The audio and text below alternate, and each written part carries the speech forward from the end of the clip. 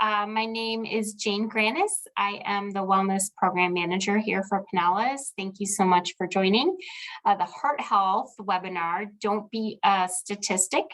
As you all probably know, February is Heart Health Month. So we thought we'd bring you this year's spin on learning about heart health. Let's see, we are going to be covering some of the basics of what heart health or heart disease is, and then going through what would be some great ideas for incorporating a little bit of self-care for yourself as you, I guess, become more mindful or hopefully motivated after this class to take care of yourself.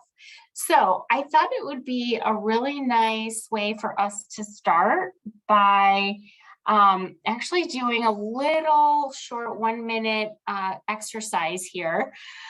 We are going to take a moment to just breathe. One of our options for self-care is to do a little bit of breathing, mindful breathing, and I just wanted to show you how simple this is, and it doesn't have to be very long. So if you could all just take a moment, you'll see the heart beating here. And as the heart expands, I want you to take an inhale. And as it becomes smaller, that is your exhale. All right, so let's do it.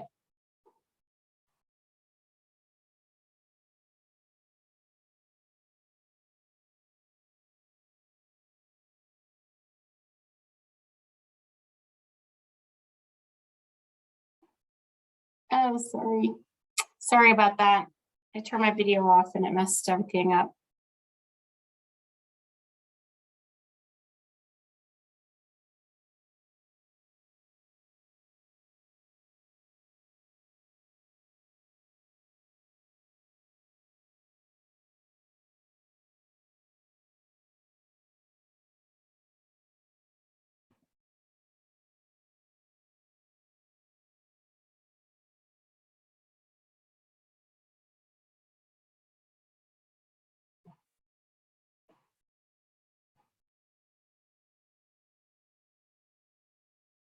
All right, excellent. We're all here, ready and present. I hope you enjoyed that.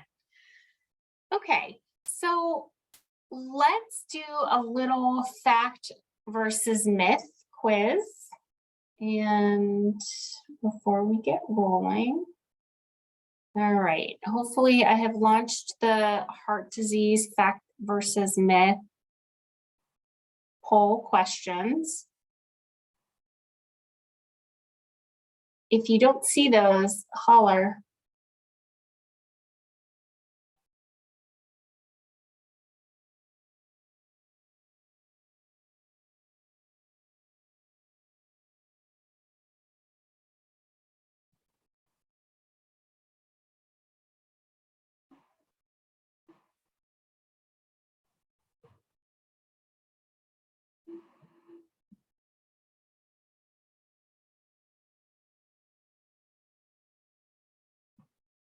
All right, here we go. We've got one person.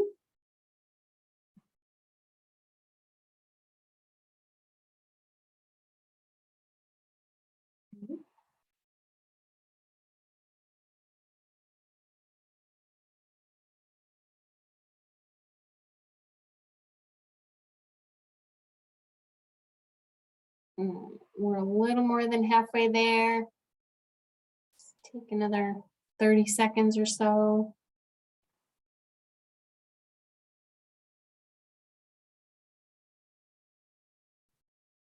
Okay, great. I'm gonna share results.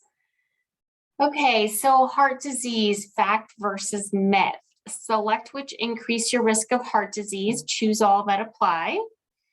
A third of you said diabetes. A third of you said blood pressure. Race and ethnicity, 25%. Tobacco use, 33%. And all of you above, so that would include all these answers, said all of the above, 92%. Well done, indeed. All right, well-rested people tend to have lower risk of stroke and heart disease. 58% said it was true, and pretty close here, 42% said it was false. It is actually true. Sleep is extremely restorative and helps balance out hormones, our cortisol and adrenaline, which are also hormones. It helps improve our mood and stress. And stress, of course, is a big component of heart disease. So one of the self-care routine ideas is definitely working to get a better night's sleep with a variety of habits. All right, I know if I had blood pressure, absolutely correct. 92% of you said it was false, and indeed it is. It is the silent killer. We can't feel whether we have it. People who have diabetes are 2 times more likely to have a stroke compared to those who don't, and absolutely 90% of you said that is true. Okay. Great. All right, so what is cardiovascular disease? You've got a group of health problems related to the heart. There are a list of them. We're gonna, at some point throughout the presentation, refer to cardiovascular disease, since it is a mouthful, as CVD, okay, or potentially heart disease. So it is often caused, or usually caused, by atherosclerosis. That's fun to say, atherosclerosis, which is a buildup of plaque in our arteries. And it may lead to heart attack, stroke, heart failure, arrhythmia, coronary artery disease, and there are actually a few others. I do want to mention as well, coronary artery disease, is that different than coronary heart disease? You know, there's a little bit of difference, but for our purposes, and many doctors use them interchangeably, so we are just going to use them interchangeably as well. All right, I'm going to play a little video here to give you an idea, or a visual rather, what a blood clot looks like when we have plaque buildup. You should be hearing the sound if I set it up correctly. Little disclaimer here, it was actually kind of challenging to find just the right video for this. So this is from the British Health Foundation, but the information is relevant to the United States population.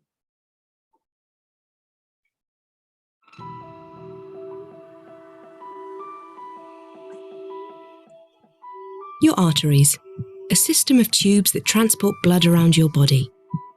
Over time, the buildup of fatty material can damage and clog arteries, restricting the blood flow. This is known as atherosclerosis and can lead to heart attacks and strokes. There are several causes, including high cholesterol, which can clog up your arteries over time, high blood pressure, which can damage areas in your artery walls, making it easier for fatty material to build up over time, and smoking, where chemicals in tobacco smoke can also damage arteries, leading to this fatty material buildup. If a fatty deposit breaks down or ruptures, a blood clot can form around it. This can block your artery. If this artery supplies blood to your heart muscle, it can cause a heart attack. If this artery supplies blood to your brain, it can cause a stroke. There isn't a cure for atherosclerosis, but thanks to British Heart Foundation research funded by your generous donations, we are understanding more about how to treat it. The good news is that you can do something to slow down its progress, and the earlier you start, the better. All right. Hopefully that provides a nice overview of how the arterial wall damage can lead to those certain heart conditions. Okay, so I'm gonna launch another question here. So how common is CVD, or cardiovascular disease? Let's take a moment here. Have any of your friends or family been affected by cardiovascular disease? Yes or no?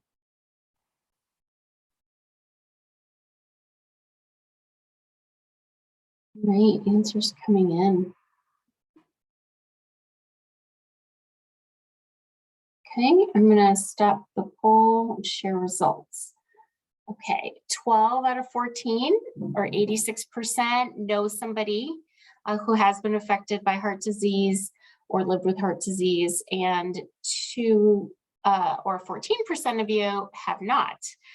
Okay, so these results are not exactly earth-shattering considering what the numbers look like. Statistically speaking, chances are really high that you do know somebody, because the leading cause of death in men, women, and most racial and ethnic groups is, in fact, heart disease. One person dies every 36 seconds, and 1 in every 4 deaths is due to CVD. There's a heart attack that happens every 40 seconds, and 1 in 5 heart attacks is silent, meaning the individual doesn't know they're having a heart attack and the damage is done, but that person is not aware of it. So pretty alarming numbers there. Let's talk about risk factors for a moment. So you all have already indicated that it is in fact a myth that, or it is true that we don't know high blood pressure when we have it, right? And high blood pressure is the silent killer. Now, high LDL blood cholesterol or low HDL, that's the good kind, the HDL cholesterol. Again, unless we are getting annual physicals and a biometric screening every year, we don't really know that we have cholesterol and whether we need to address or take steps to address the issue. So it's another reason, another excellent, compelling reason to make sure we're getting or knowing our numbers every year, getting a biometric screening. Family health history plays a part, obesity, race and ethnicity, certainly diabetes, and higher risk for males over the age of 45 and for most postmenopausal women, and that is hormone related. So a note here about family history. There's certainly the genetic component, but from a social perspective, many families share common environments, right, that might make them more susceptible to heart disease and other factors that may increase that risk. So for example, having certain habits about meals, right? They all might sit down at the table and or have reunions and partake in food that might not be as healthy. So let's talk about race and ethnicity. That is one element that did score a little lower on our quiz. Cardiovascular disease is one of the leading causes of death for most ethnic groups. Okay, it can cause heart disease, of course, and stroke can affect anyone, but these groups are more likely to have certain conditions that increase that risk for heart disease. So for example, African Americans are more likely to have high blood pressure and diabetes, and Asian Americans and Pacific Islanders and Hispanics, their incidence of heart disease is second only to cancer. And you can see here on the slide that more than 1 in 4 non-Hispanic African American men and women have high blood pressure, and many of them don't actually know it. So hypertension, non-Hispanic Blacks and aged 20 and over were most likely to have hypertension. So right here in the blue, 42%. Obesity, Hispanic and non-Hispanic Black adults were most likely to be obese in 2015, 2016. So right here in the blue and right here in the green. Diabetes, Hispanic and non-Hispanic Blacks age 20 and over were most likely to have diabetes. So higher rates of incidence for Hispanics at 21.5%, as well as Black Americans, non-Hispanic, at 19.5%, roughly. Okay, so the reasons for elevated risk are not straightforward. They're a little bit complex. One reason could be that these groups are more susceptible because there are other conditions or life situations that make them so. This is called social determinants of health, which the Centers for Disease defines as conditions in the places where people live, learn, work, and play that affect a wide range of health risks and outcomes. So essentially what we're saying is someone's zip code can have a greater impact on health and wellness than genetics. And why is that? Well, access to quality care may not be easily accessible to some. Stress due to perceived discrimination. Stress is, certainly a huge contributor. High levels of untreated chronic stress, particularly stigma or shame around mental health and seeking help for mental health struggles. And then even things like the built environment. So the challenge to perhaps have more physical activity if there are no parks or playgrounds or safe sidewalks to walk in the area. And this is a really big topic. Honestly, we could do a whole class on this, so I don't want to unpack this too much here. But if you'd like to learn more, we do have an article in this month's Cheer Health called The Heart of Community, and it's right on the front page, so you can't miss it. We will be sending after this class a resource sheet. So you'll have links to the videos, you'll have links to things that we mention during the class and other resources. So you'll be getting that shortly. All right, knowing your risk, type 2 diabetes, and this is a big one. Heart failure, heart attack, and stroke are unfortunately one of the most common and deadly complications of diabetes, especially type 2 diabetes. Diabetics are 2 to 4 times more likely to have heart failure, heart attack, and stroke, and also develop heart disease earlier. So there has been some research that for each A1C percentage point increased associated with an increased risk of heart disease. So if you're not familiar with A1C, A1C is a level of glucose that circulates in your blood and is a representation of your blood sugar levels over time, usually over 3 months. So when doctors will test for A1C, they can get a true picture of somebody's risk for diabetes rather than just like an overnight one, right? Where you could have gone out to eat or didn't get your exercise in, that you might see that higher blood sugar. So for every percentage point that goes up, the heart disease risk also goes up. And also over time, high blood sugar damages heart cells and blood vessels, which also will then lead to atherosclerosis. So this I find really alarming. There's an estimated 30.3 million people in the United States, or about 9.5% of the population, who have diabetes. And I think even more alarming is that 1 in 4 people with diabetes don't even know they have it. And then an estimated 84 million Americans 18 and over also have prediabetes. So they're on that cusp where, unless something changes in their lifestyle and behavior, they will more than likely at some point cross over into the diabetic range. So in my profession, I've witnessed sort of this underwhelm or lack of concern sometimes when somebody learns they're pre-diabetic or diabetic. And if they're pre-diabetic, it's sort of, well, I don't have it yet, so I don't really need to be concerned. I actually, in fact, had a interaction with my own doctor. One year I had my biometric screening and my blood sugar, my A1C, came up a little higher. It was very much in the pre-diabetic stage, but when they were reviewing that blood work with me, they just sort of sailed right over it. They said, oh, you're still in the pre-diabetic range, and just kept on going. And I said, wait a second, what are you talking about?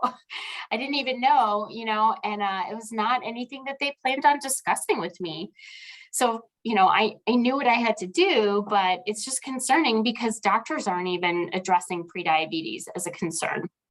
So it cannot be stressed enough that diabetes is really a big deal and can lead to some major health issues like kidney failure, blindness, and even foot or leg amputations. And like heart disease, type 2 diabetes is largely preventable. And the behaviors that we're going to talk about in our self-care routine are ones that, no surprise, are great, not just for heart health, but for diabetes prevention as well. So I also wanted to mention here, if you are either pre-diabetic or meet certain other eligibility criteria, we just launched a new diabetes prevention program through OMADA. We made that announcement just a couple weeks ago. There are certain eligibility requirements. They're on the website, and there is also a quick link to the OMADA website to see if you are eligible. You'll be able to see all the list of the eligibility requirements, and that will be on your reference sheet that you will receive.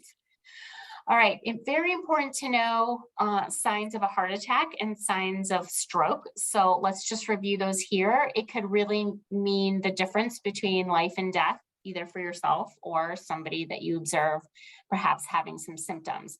So definitely different for men and women. In men, they tend to, not we, because not me, lightheadedness, shortness of breath, discomfort and pain, and upper body pain in certain areas, not just the left arm, but also stomach, neck, and upper back, cold sweats, and also nausea. Now, women's symptoms you can see are really different here. They tend to last for several days, and they might experience fatigue, insomnia, and flu-like symptoms, also heartburn and indigestion. So you can imagine this can be pretty challenging, right? Because if you're an insomniac already, how would that be different? If you're tired because you're tired, that might be something that would be difficult to catch, or if you already have heartburn or indigestion. So just something to be aware of. And we're really looking for changes as well here. Okay. Stroke, warning signs and symptoms. The easiest way to remember this is the acronym FACE. So the first thing we're looking for is face drooping, and it's only on one side of the face. A for arm weakness. S for speech difficulty if somebody begins to slur or are unable to speak. Then T, it's time to call for help, 911. Okie doke. Let's cover COVID-19 in your heart. This is something, of course, in the past we haven't really talked about just in the last couple of years. So when we think about COVID-19, it's a respiratory disease, right? So we think damage done to the lungs. But the virus now they're finding can also damage the heart. Many COVID patients now they're seeing, especially the ones that get really sick, experience some heart problems. Researchers are studying the effects and found that the virus actually infects muscles in the heart itself. So, as is common when the body is fighting a virus, any type of infection, we have an inflammatory response, which is actually good and it's normal. It means our body is fighting the infection. But with COVID, it can actually damage the heart cells and can disrupt electrical signals, causing irregular heartbeats. And this is what arrhythmia is. So, we probably know, or you're aware that pre-existing heart conditions and inflammation maybe are already putting those individuals at a higher risk, but it also goes the other way. Okay, so other risk factors, and this is, we're talking about lifestyle behaviors. So these are the things that are modifiable, right? The good news is heart disease is largely preventable when we eat foods that are high in saturated fat, trans fat, cholesterol, and sodium. We put ourselves at higher risk. Not enough physical activity. Tobacco use. Why tobacco? Well, tobacco actually damages those heart and blood vessels as well.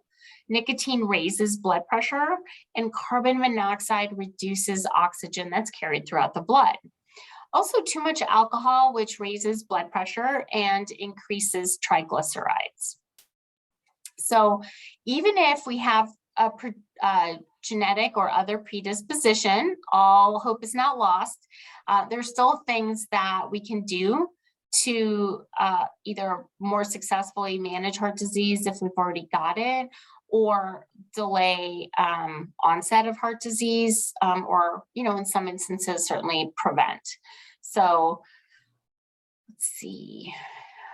All right, so what is good for your heart? Let's talk about habits and how we're going to set ourselves up for success, because I guarantee some of the things we're going to talk about, you've already heard, and you're going to be thinking, yes, I know this.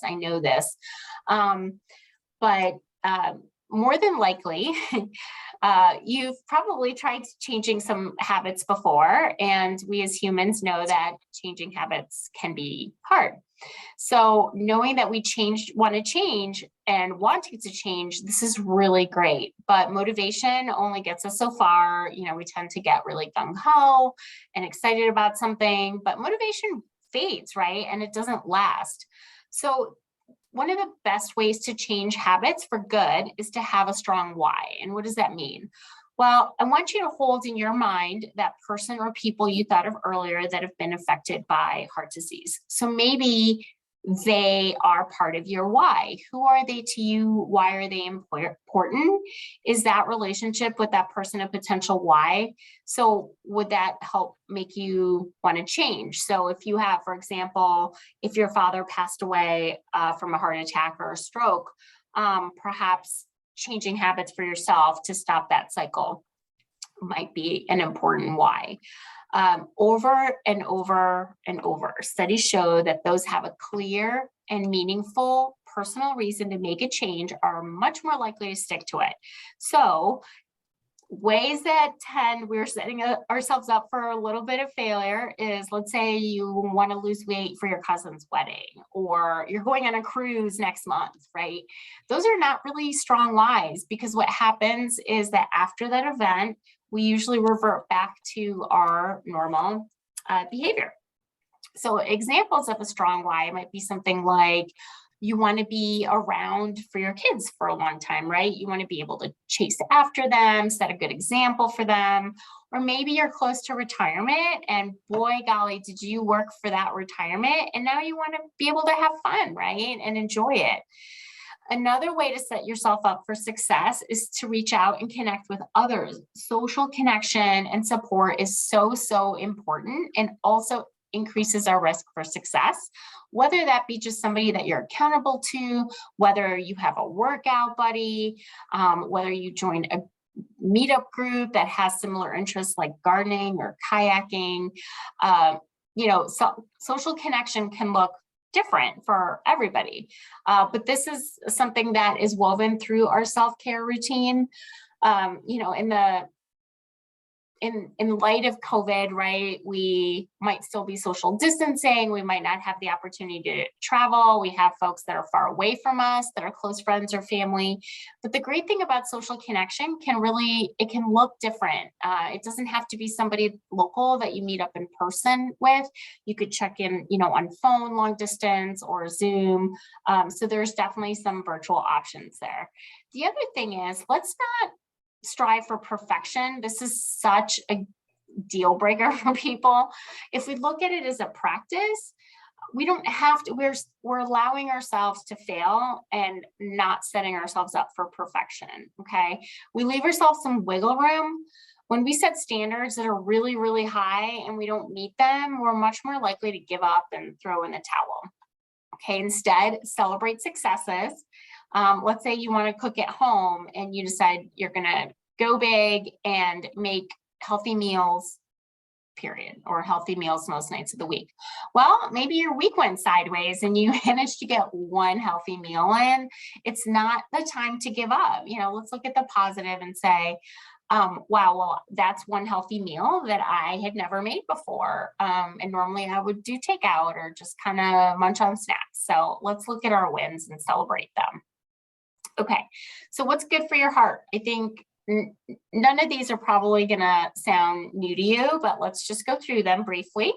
Reducing stress, get moving, so increase our physical activity. And physical activity doesn't have to look just like exercise. I mentioned gardening before, or kayaking, or taking walks. We have so many wonderful parks in Pinellas County and Pasco and Hillsborough. Minding the scale, so watching our weight, sleeping, right? That was in our quiz. Sleep habits are really important. Tossing the tobacco, and then checking blood pressure. This is a great habit that can be very simple. If you're only getting your blood pressure checked once a year when you go to the doctor, that's not really, again, a great baseline for us. You might be suffering from white coat syndrome, which is a real thing, right? Getting nervous at the doctor and then having a higher blood pressure as a result. So what we're looking for, number one, not just, of course, knowing if you have high blood pressure, that's important, but over time, right? What's our baseline? That way we can track whether we're seeing trends that we're seeing that blood pressure go up. And it's amazing, even, if you had normal blood pressure last year, let's say you went to the doctor and you had normal numbers, it could very well be even within that year, especially when we age, it's become so much more common that we have now moved into a higher blood pressure range. Okay, so I do want to say that this self-care routine, much of this came from the National Heart, Lung, and Blood Institute at NIH. And what we're going to do, Self-Care Sunday, is a great way to start your week. Okay, so taking a few minutes to look at this week's schedule, carving out some time, whether it's 5 minutes or 30 minutes daily for some heart healthy practices. And, even we just did that 1 minute breathing exercise right at the beginning. And that's a great idea. We want to start off slow. You don't have a lot of time. That type of habit is a wonderful one and is not too taxing on time. So as we go through these, I just want you to keep in mind, these are just suggestions. That we're not suggesting that you do all of them. First of all, we're not even suggesting you do any of them, but you might have ideas of other things that work better for you. And that's fine, as long as there is some self-care happening in your life. All right. Also, again, I'm going to pull in social connection, seek out support from others, even if it's online or via a call. So, ideas for Mindful Monday.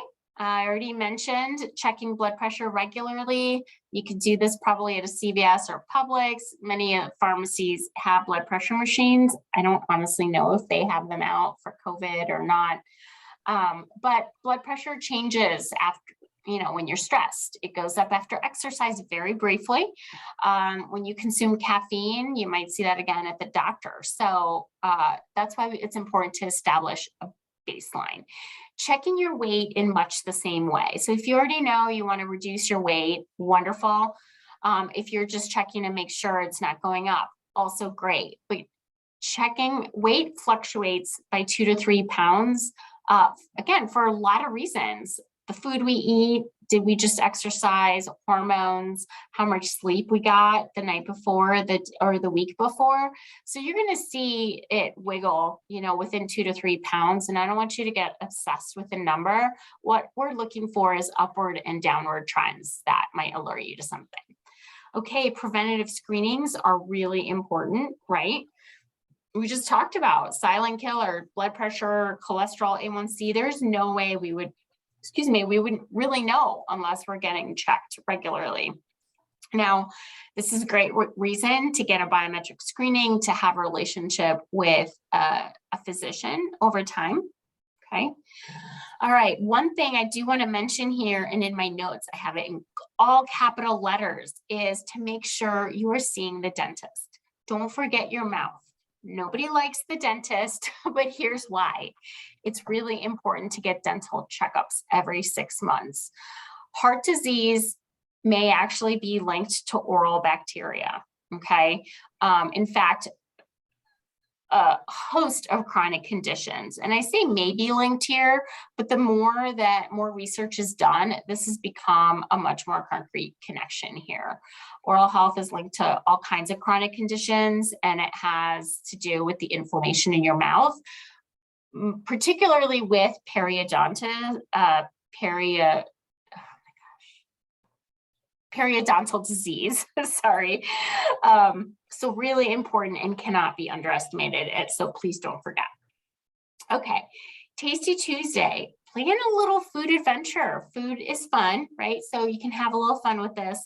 Look at ways to substitute salt. Sodium is one huge culprit of raising blood pressure. And unfortunately, sodium is in most everything that's processed or frozen in restaurant food because it's used as a preservative. So substituting salt with other flavors, fresh herbs, different spices. Try a new simple healthy recipe. If you're not huge on cooking, again, make it really simple. You don't have to get complicated. You don't have to buy 15 different seasonings that you may not use again if you don't like them.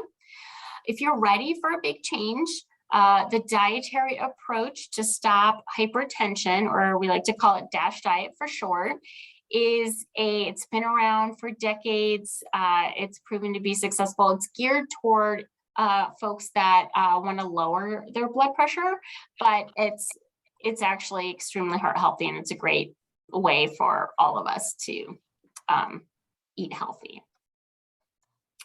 Okay, Wellness Wednesday. Moving more. Lots of ways to do this. One suggestion I can offer up is in our Wellness Incentive Program. We have something called Social Health and Wellness. It's also called Apps and Activities. And this is our new tracker, activity challenge tracker. We have up to 20 different types of challenges, food, physical activity, and also resilience. So things like mindfulness. Join a start a meetup group.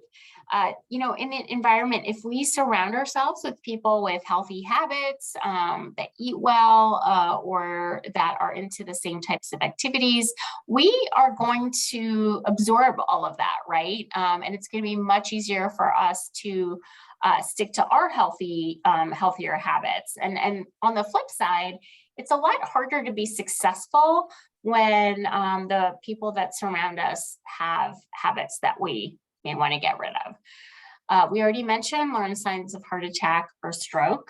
Make a plan to quit. Now, you're not going to just set up one Wednesday to say, hey, I'm going to plan to quit, not really do anything about that. That's not what we're talking about here. It would be more like breaking that down into smaller steps. So for example, committing to keep quitting smoking. And then perhaps the next step would be, okay, let me research what are my options for support. I highly recommend not going just cold turkey with no support.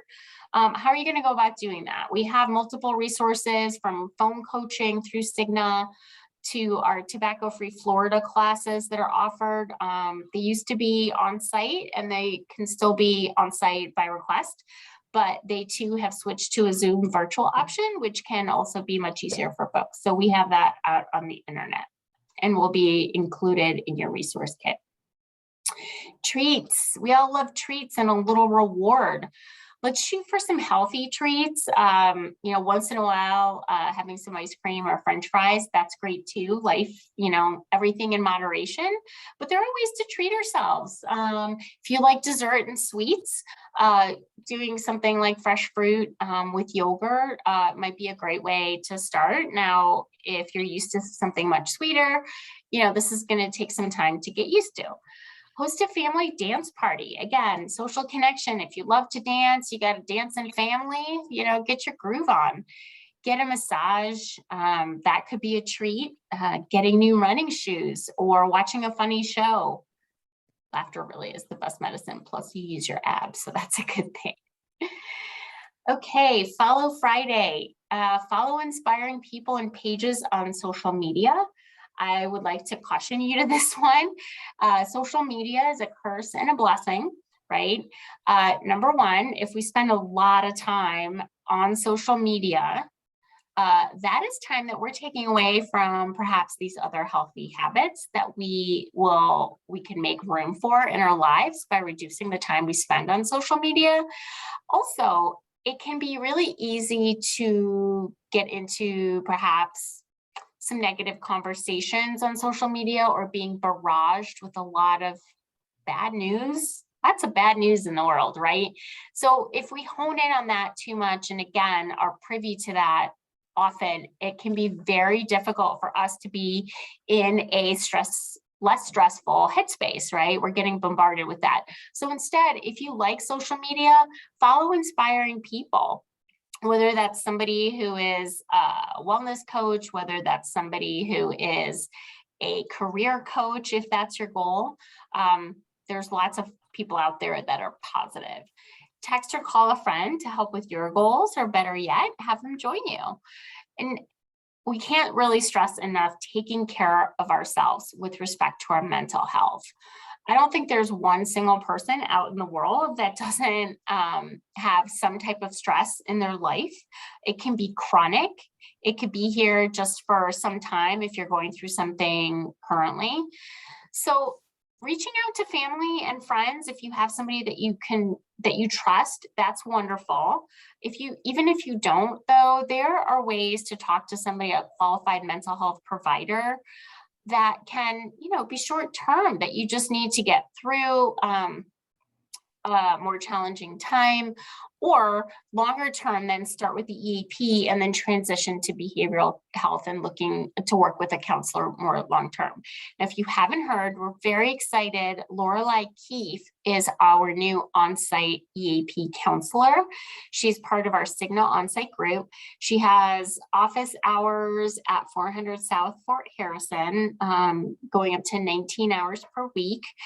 She will see folks one-on-one, whether in person, on phone, virtually. So she's here as a wonderful benefit, in addition to, of course, all of our other EAP resources. Her office hours and information will be in the resource toolkit. Okay, Selfie Saturday. Share your healthy routines with others. Encourage them to join you. So we talked about accountability. For some people, what really works is putting themselves out there on, let's say, Facebook or Instagram, to kind of hold themselves accountable, right? Once you put things out into the public, and your friends and whoever else is following you on Facebook is going to see your journey, and that can help keep you accountable. Post a selfie doing something healthy. You're going on a hike or a kayak, or you made a wonderful dish. Snuggle with your fur baby. That's so good for stress, a little selfie with that, or your latest recipe masterpiece. Now, if you are not on social media, absolutely fine. Just text your friends, text your whoever your buddies are, or just share photos with them. All right, let's see how we're doing on time. Let me pause. There haven't been any questions. Anything happening in the chat? No, let me pause for questions here before we do a little exercise. No questions. Excellent. All right, so I wanted to incorporate another wonderful example of a way to help us manage our stress. This guided meditation focuses on gratitude for all kinds of things. So take a moment to just sit quietly, and I'm going to start. It is just audio, and I hope you enjoy it.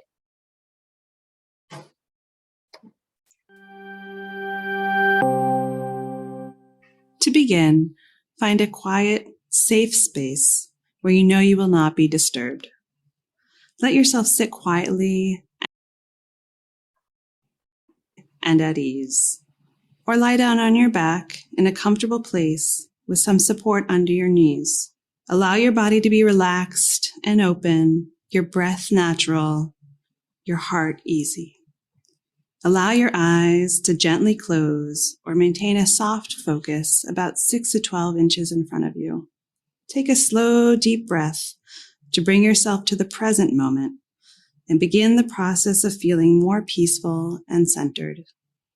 Breathe into the belly so it expands and gets smaller as you breathe out. Now take a minute or two to mentally scan your body for any areas of tightness, soreness, tension, and breathe your warm, oxygen-filled breath into that area. As you breathe, let the tension release, breathing it all out. Now notice any worries, fear, irritation, jealousy, or judgment. Just breathe into those emotions, just noting them, allowing them to flow out as you breathe out. Another breath into any uncomfortable emotions and breathing out, releasing them. Now that our bodies, emotions, and thoughts are a little bit more spacious and open, bring your awareness to things in your life that you are grateful for. Give gratitude the chance to come up naturally. And when it comes up, just let yourself sink into that feeling. Surrender to it. Notice how it might feel in your body, how your energy feels. And if it doesn't come up, that's okay too. You don't need to try to make it or happen or force it. So let's flash through all these aspects of your life that you might be grateful for. Recognizing that all of us are different and unique, let's first bring our awareness to our senses, beginning with your eyes that let you see color, faces, smiles, nature, the sunrise, the sunset, possibly a rainbow from your window, the moon and the stars, even yourself in the mirror. Now bring your awareness to your ears, that beam and sound of music, laughter, possibly a cry, the voices of those who you love, the voices of those who you might not even know, the silence, and all the beautiful sounds of life. Now bring your awareness to your nose that might smell the ocean breeze or a forest waking up, the flowers, the trees, the plants, and maybe even the wafting smells that come from your kitchen. Maybe it's cupcakes. Now bring your awareness to your lips and mouth that tastes and savors and nourishes, kisses and speaks, whispers and sings. Bringing your awareness now to your hands that hold and touch, caress, open and close, applaud, squeeze. And now bring your attention to your feet. Wiggle your toes. What a gift to wiggle them. They transport you, allow you to walk, run, dance, leap, and point. Now just breathe and feel more grace. Feel your ease. And say to yourself, for this, I am grateful. And now experience that warmth, that love and compassion, that gratitude brings into your heart. Now let's drift your awareness to nurturing relationships in your life, the new ones and the older ones. Bring to mind someone you care about, someone it's relatively easy to rejoice for. Picture them. Feel their natural joy you have for their well-being, for their happiness, for their success.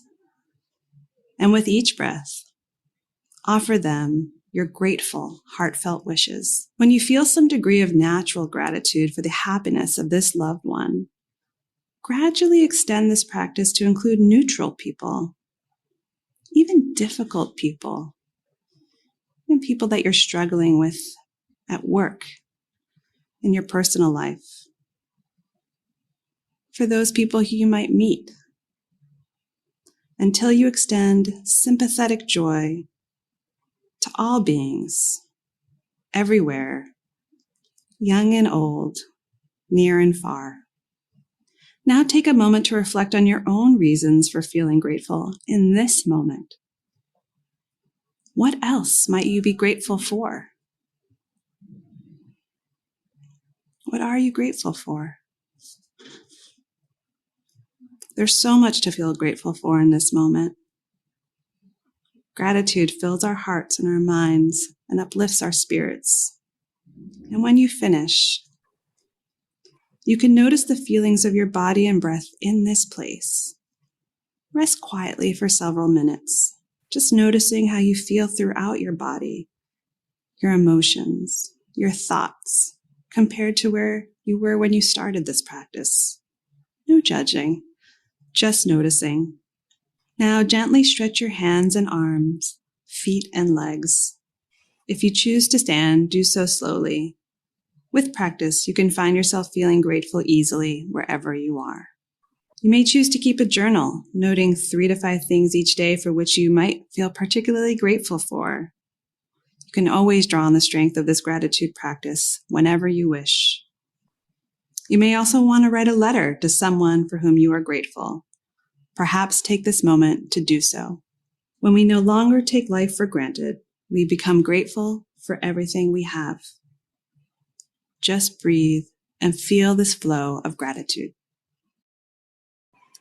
All right. I hope you found that enjoyable. You know, gratitude is something that allows us to look at the positive in our lives. It can be really hard, you know, if we're bombarded with a lot of things happening. It can be hard to lose sight of all the positives, and being grateful, and especially writing it down, literally switches the electrical signals in our body. It switches the energy to a more positive one, and it has a lot of positive side effects, I say that as a bad thing, I guess benefits. So definitely worth getting yourself a little notebook. There's apps for that, whatever is your preference, and it doesn't have to take a lot of time. So that being said, do you have any questions for me? You can unmute or put yourself in the chat.